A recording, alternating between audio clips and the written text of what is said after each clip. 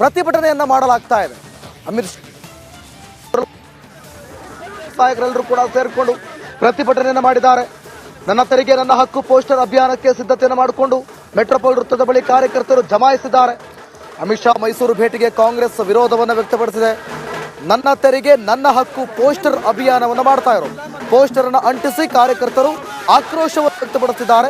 ಮೆಟ್ರೋಪೋಲ್ ವೃತ್ತದ ಬಳಿ ಪ್ರತಿಭಟನೆಯನ್ನ ಮಾಡಿದ್ದಾರೆ. ಪ್ರಮುಖವಾಗಿ ನನ್ನ ತೆರಿಗೆ ನನ್ನ ಹಕ್ಕು ಯಾವಾಗ ಮಧ್ಯಂತರ ಬಜೆಟ್ ಅನ್ನ ನಿರ್ಮಲಾ ಸೀತಾರಾಮನ್ ಘೋಷಣೆ ಮಾಡ್ತಾರೋ ಅದಾದ ಬಳಿಕ ರಾಜ್ಯಕ್ಕೆ ತೆರಿಗೆ ವಿಚಾರದಲ್ಲಿ ಅನ್ಯಾಯ ಮಾಡ್ತಿದ್ದಾರೆ, ಉತ್ತರದವರ ಕಡೆಗೆ ನಮ್ಮ ಟ್ಯಾಕ್ಸ್ ಹೋಗ್ತಾ ಇದೆ ಅಂತ ಹೇಳಿ ಆ ಒಂದು ವಿಚಾರವನ್ನ ಇಟ್ಕೊಂಡು ಈಗ ಅಮಿತ್ ಶಾ ರಾಜ್ಯಕ್ಕೆ ಬರೋದನ್ನೇ ಅದೇ ಒಂದು ಹಂತದಲ್ಲಿ ಹೋಟ್ಲ ವಿರುದ್ಧನೇ ದೊಡ್ಡ ಮಟ್ಟದ ದಂಗೆ ಗಲಾಟೆನ ಎಬ್ಸ್ಬೋದು. ಆದರೆ ಕಾಂಗ್ರೆಸ್ ನ್ಯಾಯಸಮ್ಮತವಾದಂಥ ಶಾಂತಿಯುತ ಹೋರಾಟಕ್ಕೆ ಬೆಲೆ ಕೊಟ್ಟಂಥ ಒಂದು ದೊಡ್ಡ ರಾಷ್ಟ್ರೀಯ ಪಕ್ಷ. ಆ ಕಾರಣಕ್ಕೋಸ್ಕರ ನಾವು ನೈತಿಕ ಹೋರಾಟವನ್ನು ಆರಂಭ ಮಾಡಿದ್ದೀವಿ. ಏನಂತಂದರೆ ಅಮಿತ್ ಶಾ ಏನು ಮೈಸೂರಿಗೆ ಬಂದಿದ್ದೀರಲ್ಲ, ನಾವು ಪ್ರಶ್ನೆಗಳನ್ನ ಕೇಳ್ತಾ ಇದ್ವಿ, ಅದಕ್ಕೆ ಉತ್ತರ ಕೊಡಬೇಕು. ಏನು ಪ್ರಶ್ನೆಗಳು ಅಂತಂದರೆ, ಭಾರತದ ವ್ಯವಸ್ಥೆ ಒಕ್ಕೂಟದ ವ್ಯವಸ್ಥೆ ಫೆಡರಲ್ ಸಿಸ್ಟಮಲ್ಲಿ ಇದ್ದೀವಿ. ನಾವು ಫೆಡರಲ್ ಸಿಸ್ಟಮ್ನಲ್ಲಿ ಬದುಕು ಮಾಡ್ತಾ ಇರೋದು ಭಾರತ. ನೀವು ಕರ್ನಾಟಕ ಕೇವಲ ಕಾಂಗ್ರೆಸ್ ಸರ್ಕಾರ ಅಂತ ಮಾನ್ಯ ಸಿದ್ದರಾಮಯ್ಯ ಸಾಹೇಬ್ರ ನೇತೃತ್ವದ ಕಾಂಗ್ರೆಸ್ ಸರ್ಕಾರ ಇದೆ ಅನ್ನೋ ಏಕೈಕ ಕಾರಣಕ್ಕೋಸ್ಕರ ನೀವೇನು ಮಾಡ್ತಾ ಇದ್ರಿ, ಬರಗಾಲಕ್ಕೆ ಎಷ್ಟು ಹಣ ಕೊಟ್ರಿ, ಕೇಂದ್ರದ ಯೋಜನೆಗಳಿಗೆ ಎಷ್ಟು ಹಣ ಕೊಟ್ರಿ, ಭದ್ರಾ ಮೇಲ್ದಂಡೆ ಯೋಜನೆಗೆ ಏನು ಮಾಡಿದ್ರಿ ಮೋಸ. ಇಷ್ಟೇ ಅಲ್ಲದೆ GST ತೆರಿಗೆ ನಮ್ಮ ಪಾಲೆಷ್ಟು, ಈ ಥರ ಸುಮಾರು 4,39,000 ಕೋಟಿ ಹಣವನ್ನು ಕೇಂದ್ರ ಕರ್ನಾಟಕಕ್ಕೆ ಪಾಲು ಕೊಡಬೇಕಾಗಿದೆ.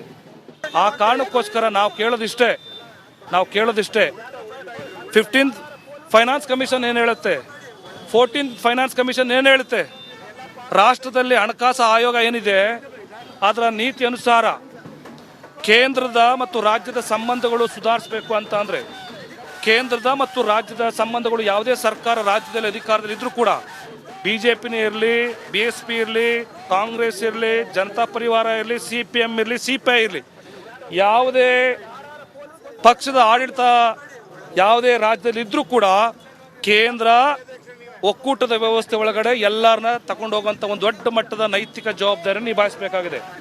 ಆದರೆ ಕೇವಲ BJP ರನ್ ಆಗ್ತಿರೋಂಥ ಸರ್ಕಾರಗಳಿಗೆ ಅಥವಾ ರಾಜ್ಯಗಳಿಗೆ ಎಲ್ಲ ರೀತಿಯ ಪ್ರೋತ್ಸಾಹ ಕೊಟ್ಕೊಂಡು ಉತ್ತರ ಭಾರತದ ಅವರ ರಾಜ್ಯಗಳಿಗೆ ಅಂದರೆ ರಾಜ್ಯದ BJP ಸರ್ಕಾರದಲ್ಲಿರುವಂಥ ರಾಜ್ಯಗಳಿಗೆ ಅವಕಾಶಗಳನ್ನ ಕಲ್ಪಿಸಿ ಬೇರೆ ಬೇರೆ ಪಕ್ಷಗಳು ರನ್ ಮಾಡ್ತಾ ಇರೋ ರಾಜ್ಯಗಳಿಗೆ ಅನ್ಯಾಯ ಮಾಡ್ತಾ ಇದೆ. ಆ ಕಾರಣಕ್ಕೋಸ್ಕರ ನಗರ ಮತ್ತು ಜಿಲ್ಲಾ ಕಾಂಗ್ರೆಸ್ ಸಮಿತಿ ಇವತ್ತು ನಾವು ಹೋರಾಟವನ್ನು ಮಾಡ್ತಾ ಇದ್ದೀವಿ, ಪೋಸ್ಟರ್ ಅಭಿಯಾನನ ಮಾಡ್ತಾ ಇದ್ದೀವಿ.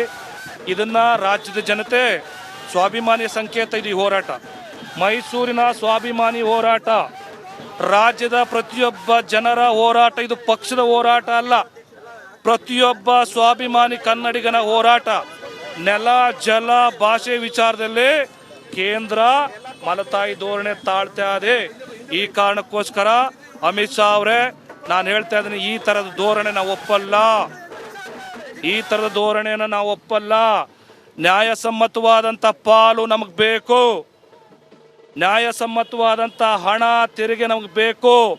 ರಾಜ್ಯ ಕಷ್ಟದಲ್ಲಿದೆ, ಆದರೂ ಕೂಡ 5 ಗ್ಯಾರಂಟಿ ಯೋಜನೆಗಳನ್ನು ನಮ್ಮ ರಾಜ್ಯ ಸರ್ಕಾರ ಘೋಷಣೆ ಮಾಡಿದ 5 ಗ್ಯಾರಂಟಿ ಯೋಜನೆಗಳನ್ನು ಕೇಂದ್ರದ ಒಂದೇ ಬಿಡಿ ಕಾಸು ಇಲ್ದೇ ನಾವು ಅನುಷ್ಠಾನಗೊಳಿಸಿದ್ದೀವಿ.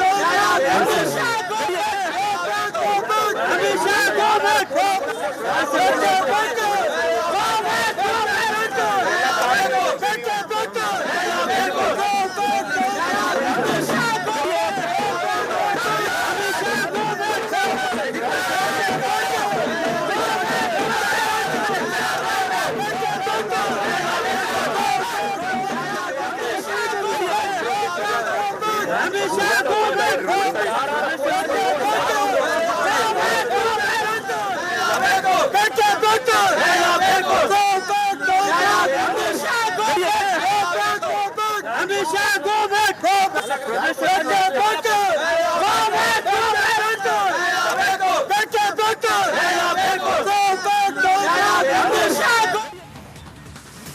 ಕ್ಷಣಗಳಲ್ಲಿ ಅಮಿತ್ ಶಾ ಅವರು ಸುತ್ತೂರು ಮಠಕ್ಕೆ ಭೇಟಿಯನ್ನ ನೀಡಲಿಕ್ಕಿದ್ದಾರೆ.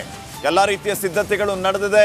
ಅಮಿತ್ ಶಾ ಅವರ ಜೊತೆಗೆ ಕೇಂದ್ರ ಸಚಿವರು, ರಾಜ್ಯ ಬಿಜೆಪಿ ನಾಯಕರು ಎಲ್ಲರೂ ಕೂಡ ಸುತ್ತೂರು ಮಠಕ್ಕೆ ಆಗಮಿಸಲಿಕ್ಕಿದ್ದಾರೆ. ಕೆಲವು ಕ್ಷಣಗಳಲ್ಲಿ ಸುತ್ತೂರು ಮಠಕ್ಕೆ ಅಮಿತ್ ಶಾ ಅವರು ಬರ್ತಾರೆ. ಅಮಿತ್ ಶಾ ಅವರು ಸುತ್ತೂರು ಕಾರ್ಯಕ್ರಮದಲ್ಲಿ ಭಾಗಿಯಾಗ್ತಾರೆ. ಇವ್ರ ಜೊತೆಗೆ ಅನೇಕ ಗಣ್ಯರು ಕೂಡ ಭಾಗಿಯಾಗ್ತಾ ಇದ್ದಾರೆ. ಶ್ರೀಮತಿ ಸೋನಾಲ್ ಶಾ, ಹಾಗೇನೆ BL ಸಂತೋಷ್, ಕೇಂದ್ರ ಸಚಿವ ಪ್ರಹ್ಲಾದ್ ಜೋಶಿ, ಮಾಜಿ ಮುಖ್ಯಮಂತ್ರಿ ಬಸವರಾಜ ಬೊಮ್ಮಾಯಿ, HD ಕುಮಾರಸ್ವಾಮಿ ಅವರು, ಹಾಗೇನೆ BY ವಿಜೇಂದ್ರ, ಇವರೆಲ್ಲರೂ ಕೂಡ ಅಮಿತ್ ಶಾ ಅವರಿಗೆ ಸಾಥ್ ನೀಡಲಿಕ್ಕಿದ್ದಾರೆ. ಈ ವಿಶೇಷ ಕಾರ್ಯಕ್ರಮದಲ್ಲಿ ಭಾಗಿಯಾಗಲಿಕ್ಕಿದ್ದಾರೆ.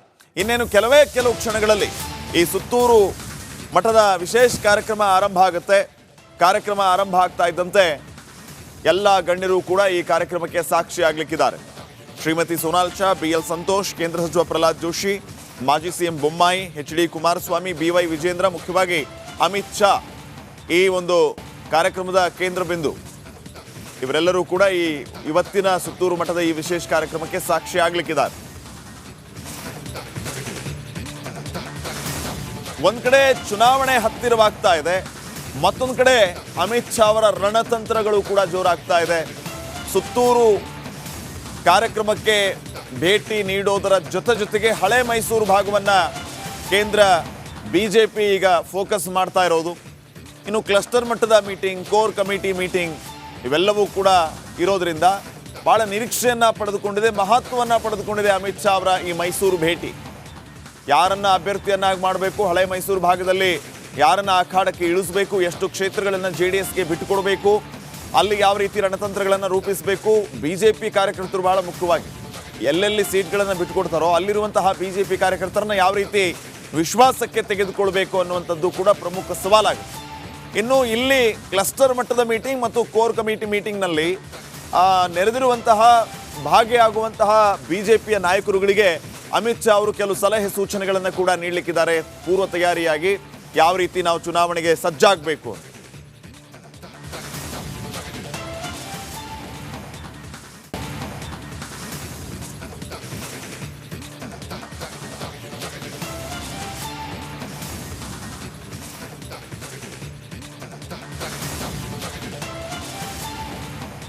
ಈ ಬಗ್ಗೆ ಇನ್ನಷ್ಟು ಮಾಹಿತಿಯನ್ನ ನೀಡ್ತಾರೆ ಪ್ರತಿನಿಧಿ ವಿನೋದ್. ಈಗ ಸುತ್ತೂರು ಮಠದಿಂದ ನೇರ ಸಂಪರ್ಕದಲ್ಲಿ ಜಾಯ್ನ್ ಆಗ್ತಾ ಇದ್ದಾರೆ.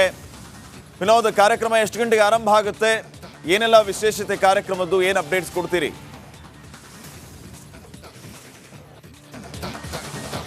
ಶ್ರೀಪಾದ, ಅಲ್ಲೊಂದು ಫೈನ್, ಮತ್ತೆ ಸಂಪರ್ಕಿಸುವಂತಹ ಪ್ರಯತ್ನವನ್ನ ಮಾಡ್ತೀವಿ. ಈಗಾಗಲೇ ಕಾರ್ಯಕ್ರಮ ಆರಂಭಕ್ಕೆ ಕ್ಷಣಗಣನೆ ಆರಂಭ ಆಗಿದೆ. ನೋಡಿ, ತಾವು ದೃಶ್ಯಗಳಲ್ಲಿ ಗಮನಿಸ್ತಾ ಇದ್ದೀರಿ, ಸಾಕಷ್ಟು ಸಂಖ್ಯೆಯಲ್ಲಿ ಜನ ಈ ಕಾರ್ಯಕ್ರಮಕ್ಕಾಗಿ ಆಗಮಿಸ್ತಾ ಇದ್ದಾರೆ. ಅಮಿತ್ ಶಾ ಅವರ ಬರುವಿಕೆಗಾಗಿ ಜನ ಅಲ್ಲಿ ಕಾಯುತ್ತಿದ್ದಾರೆ. ಕೆಲವು ಕ್ಷಣಗಳಲ್ಲಿ ಕೇಂದ್ರ ಗೃಹ ಸಚಿವ ಅಮಿತ್ ಶಾ ಅವರು ಈ ವಿಶೇಷ ಕಾರ್ಯಕ್ರಮಕ್ಕೆ ಸಾಕ್ಷಿಯಾಗಲಿಕ್ಕಿದ್ದಾರೆ. ಶ್ರೀಮತಿ ಸೋನಾಲ್ ಶಾ, ಮಾಜಿ ಮುಖ್ಯಮಂತ್ರಿ ಬಸವರಾಜ ಬೊಮ್ಮಾಯಿ, ಮಾಜಿ ಮುಖ್ಯಮಂತ್ರಿ HD ಕುಮಾರಸ್ವಾಮಿ, ರಾಜ್ಯ ಬಿಜೆಪಿ ಅಧ್ಯಕ್ಷ ವಿಜಯೇಂದ್ರ ಸೇರಿದಂತೆ ಇನ್ನುಳಿದ ಗಣ್ಯರು ಈ ಕಾರ್ಯಕ್ರಮದಲ್ಲಿ ಅಮಿತ್ ಶಾ ಅವರ ಜೊತೆಗೆ ಭಾಗಿಯಾಗಲಿಕ್ಕಿದ್ದಾರೆ.